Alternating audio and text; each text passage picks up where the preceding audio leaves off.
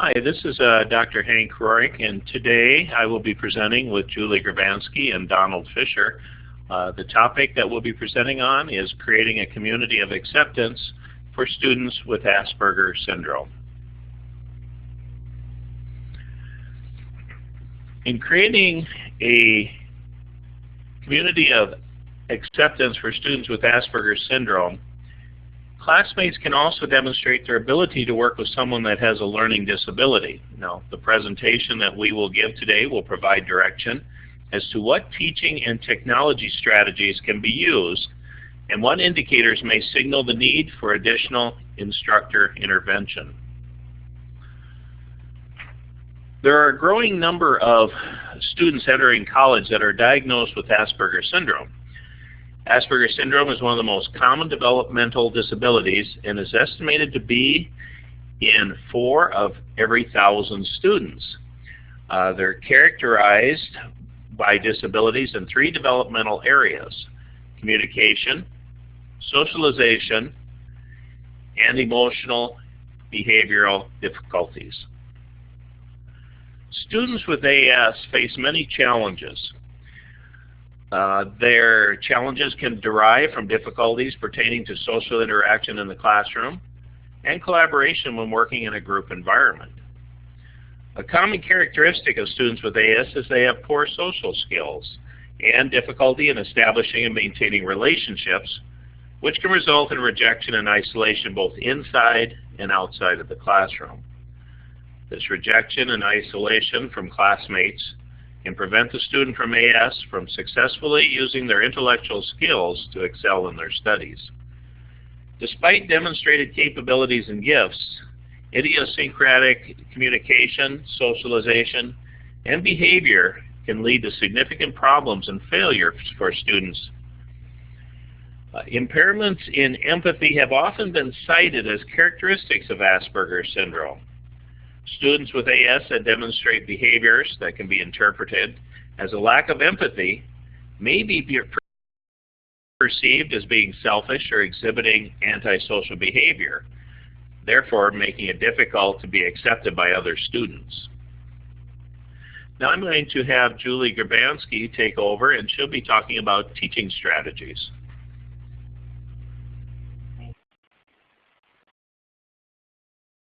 Thank you, Hank. The learning environment and student behavior in the classroom is dependent on the teaching style and ability of the instructor to create an atmosphere of respect and acceptance of all students. The instructor should develop an understanding of the characteristics of students enrolled in the course, incorporate teaching strategies that engage learning for all students in the classroom, and design learning activities and assignments that are structured to meet each individual student needs. During classroom activities, it is inevitable that one may see a plethora of personalities of individuals trying to interact to accomplish a task. According to Tuckman, there are 5 stages of group development: forming, storming, norming, performing, and reforming. Tuckman believed that all stages occur regardless of the length of the group, so the rate of the development of the group occurs during the time available. During a small group activity in the classroom or a group project, the initial stage, forming, involves orientation and testing regarding the group task with dependence on the instructor for guidance.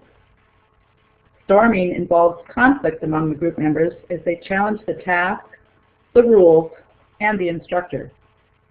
During the norming stage, group members accept each other and trust one another, avoiding conflict. The performing stage is characterized by the group working effectively together, supporting one another both emotionally and in the completion of the task. During the reforming stage, the group's task is to review and evaluate past performance, learn from both positive and negative experiences, and organize themselves for the future. This stage may be seen more readily when the group receives feedback from the instructor about the project, and the group comes back together to make adjustments and review the positive and negative outcomes of their interactions and effectiveness. Think about this question. How would you respond?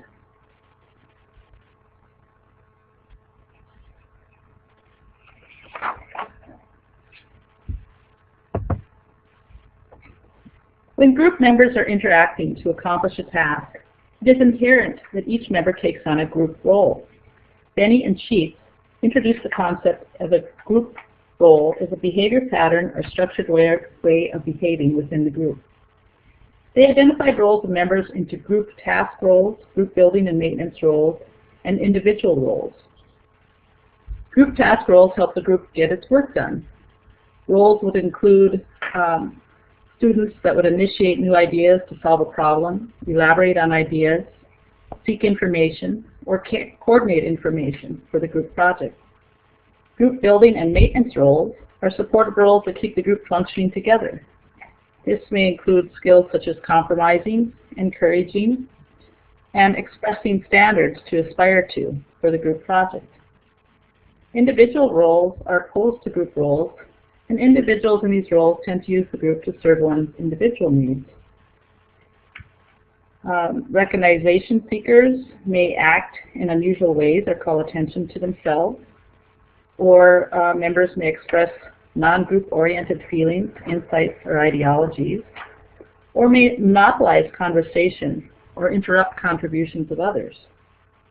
A well-functioning group needs a balance of roles, and this requires members to take on a mixture of roles that are compatible. A high incidence of individual group behavior roles may be the result of inadequate group skills in members, including the instructor, a low level of group maturity, discipline, and morale, or an inappropriately chosen and inadequately defined group assignment. When assigning group projects or small group activities in the classroom, instructors need to be aware of the interactions that are occurring between group members. The task needs to be well defined with opportunities for all members of each group to participate in accomplishing the task and interacting with one another. Individuals with Asperger syndrome have significant difficulties interacting in social situations, with demonstrated issues in inhibiting irrelevant responses to the group challenge, modifying behavior based on environmental feedback from group members, extracting rules from the experience, and differentiating essential from non-essential information. Individuals with AS may generally not work well in group project situations and may be seen as individual role members that inhibit the group from functioning adequately. However, there are several technologies that can be used in the classroom to enhance the learning experience for students of all capabilities. Don will share this vital information with you next. Well, thank you, Julie. As you can see on your screen, if you would please, I'd like you to respond to another question. Have your professional development activities included the use of technology to create a positive learning environment for students with Asperger syndrome?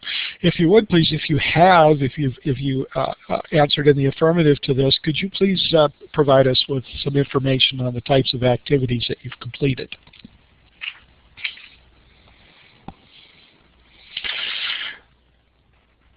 One of the things that we have to adjust to is the fact that no matter how we feel about it, we have laws and regulations now that govern how we handle our students with disabilities. You are in a situation where you must provide accommodation to these students. And one of the things I'd like to point out here today in my presentation, and I'll give you some ideas and suggestions to follow here, is some of the tools you can use to make this type of accommodation not only easier for your Asperger students, but for all of your students. And one of the things I'll cover in a little bit is the fact that implementing these accommodations will also make your life as an instructor easier. According to the Technology-Related Assistance for Individuals with Disabilities Act of 1988, an assistive technology means any item, piece of equipment, or product system, whether acquired commercially, off the shelf, modified, or customized, that is used to increase, maintain, or improve functional capabilities of individuals with disabilities. The possibilities are endless and they are only limited by your own creativity. And I'd also like you to take a moment in your discussion or in your consideration of these efforts to please confer with your students with Asperger's. They'll have many great ideas as to how they would like you to accommodate or contribute to their education. To start with, Asperger students are visual learners first, and then rely heavily on what they hear. Their learning process depends on being able to learn in their own way at their own pace, usually requiring a review of content many times. This even comes into place when we have students that are actually performing tutorials, whether they be on their own or in your classroom. You will find that students with Asperger's like to and will almost insist on being able to do the tutorial more than once.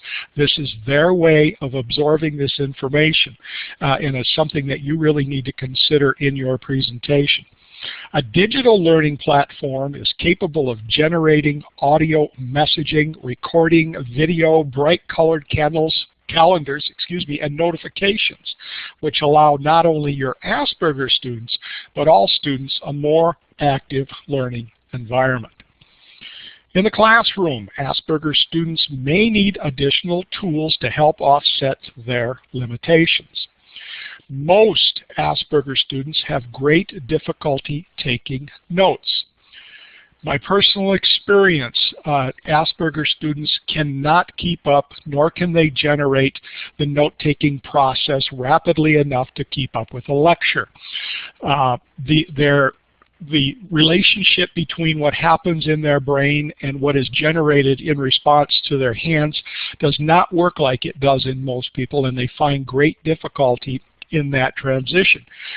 One of the things that you can do for them to help with this process is to provide a note taker, and there's lots of other alternatives that will make this process easier for them.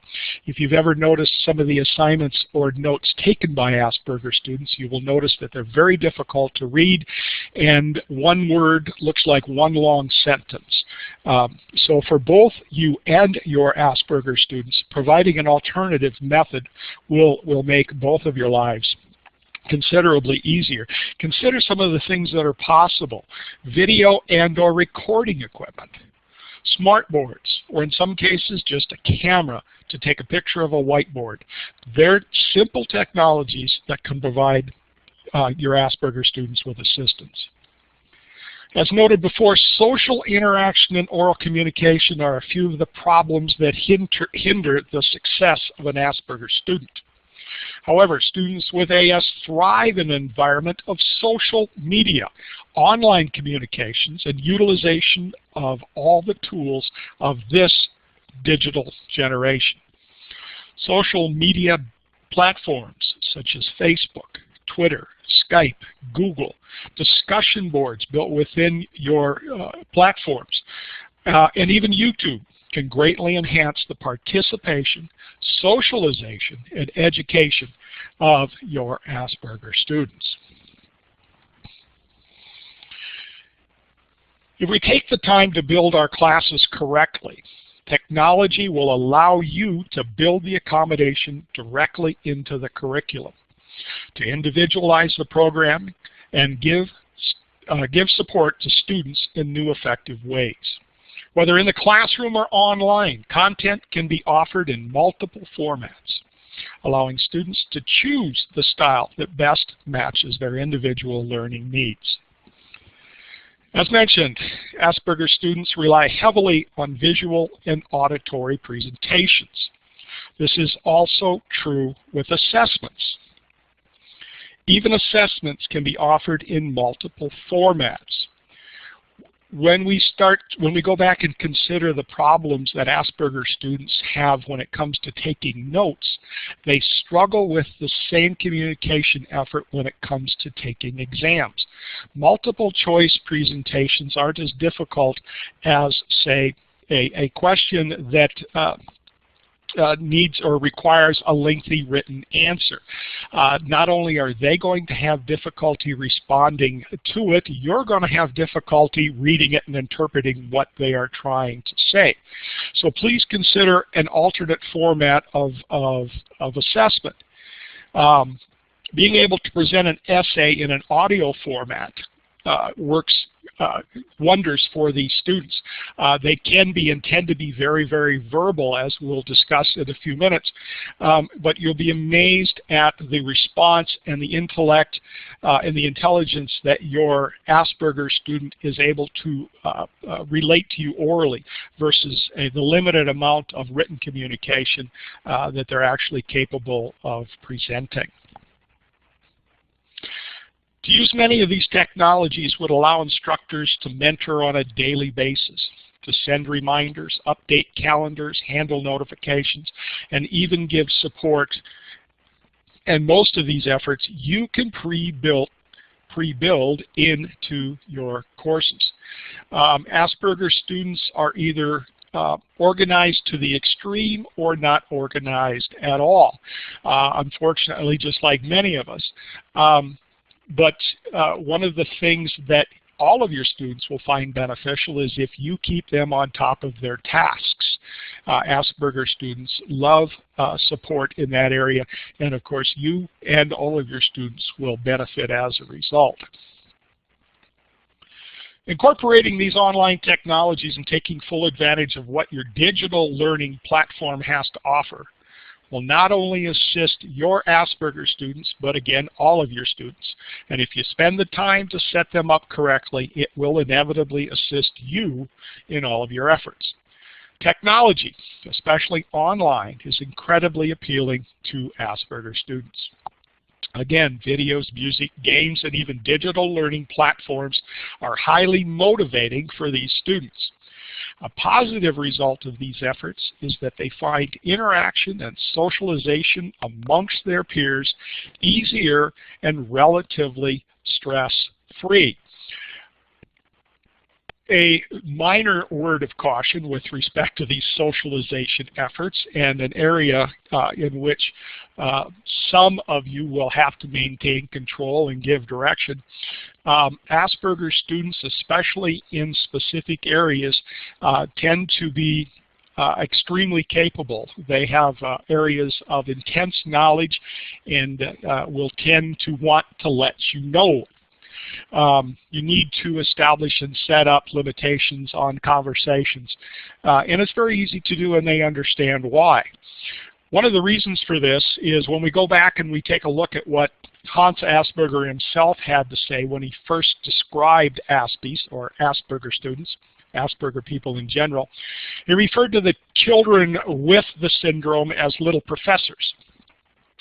Because of their prodigious vocabularies and precocious expertise, and because they tend to lecture others endlessly without being aware of their own tediousness. It happens, and you need to figure out a way of controlling it. But again, simple conversation and instruction is a real easy way of doing so. In that same, along that same line, remember that Asperger students in their own way are extremely special. Asperger's is not all about their disabilities. There are many good points and advantages to an Asperger student's capabilities. Students with Asperger's have a different, not defective way of thinking. Remember, they would not be in your class if they did not have a desire to seek knowledge. Picture a student with an IQ above 150. Before being diagnosed with Asperger's, this student was considered gifted. Many of our identified geniuses of the past and many today exhibit traits of Asperger's. Think about this. Were they, or are they, demonstrating their disabilities or their capabilities? Trust me, spending a little bit of time with an Asperger student on an area of their expertise or knowledge will enlighten you to no end. They are extremely intelligent students and are more than happy to share. Hank? Thank you, Don. I will be talking about defining an approach and capitalizing on what Don and Julie have addressed in their presentation. When we define an approach, we looked at different themes, and there were a couple themes that were examined. These were through the lens of behaviorism theory by B.F. Skinner and the social learning theory by Bandura. The use of behaviorism for creating acceptance in the classroom requires a focus on the change to the environment and also to the external behavior of the faculty, staff, administration, and students. Bandura's social learning theory examines the interaction of person, behavior, and environment while acknowledging the role of cognition in mediating environment-person interaction. The application of the behavioral theories can facilitate the desired behaviors by defining goals and then working toward them using skill, instruction, modeling, coaching, and behavioral reinforcement. Behaviorism in creating acceptance focus on a change to the environment and to the external behavior of the faculty, staff, administration, and students. So this is achieved through significant repetition of desired actions, the reward of good behaviors that enhance learning, and the deterrence of bad behaviors that can create a hostile learning environment. In the repetitive process, there should be praise for correct results and the instant correction of mistakes. Bandura's social learning theory examines the interaction of the person, behavior, and environment while acknowledging the role of cognition in mediating the environment-person interaction. We developed and called the acceptance model in order to help create this community of acceptance in the classroom. And it first starts out with awareness. When we look at awareness, we look at different areas in the social learning theory that was created by authors, so that the authors here that students diagnosed with Asperger Syndrome can experience a positive, inviting, productive, and safe learning environment. The letter A of the acceptance model is awareness, so then we look at the letter C, communication, which is the efforts of the college community to create the college community needs to be aware of the variety of personalities and abilities in the classroom, in addition to what efforts are required for interaction. So when we look at the third stage, the letter C of collaboration, that is among the college community in addressing classroom management techniques that can capitalize on the strengths of students with AS. The fourth step, environment. We want to create an environment that is safe and requires the acceptance of everyone. Students learn by what they observe and what is modeled by the faculty in the classroom, administration, and staff. The fifth step is the letter P for participation. Participation by everyone in the effort to maintain a community of acceptance can include the sharing of information with peers, professional development programs, and classroom activities. The final step is represented by the letter T, which addresses teamwork. That's required through the college community and is essential to establishing and maintaining a community of acceptance. Challenges and benefits. Benefits for implementing the ACCEPT model. We can enhance student learning, encourage and build on the skills through collaboration, interaction, and participation. They can also assist in the retention of students. Now, some of the challenges is getting the support and involvement of the college community, and this is where communication is important. If you have questions can be emailed to the presenters.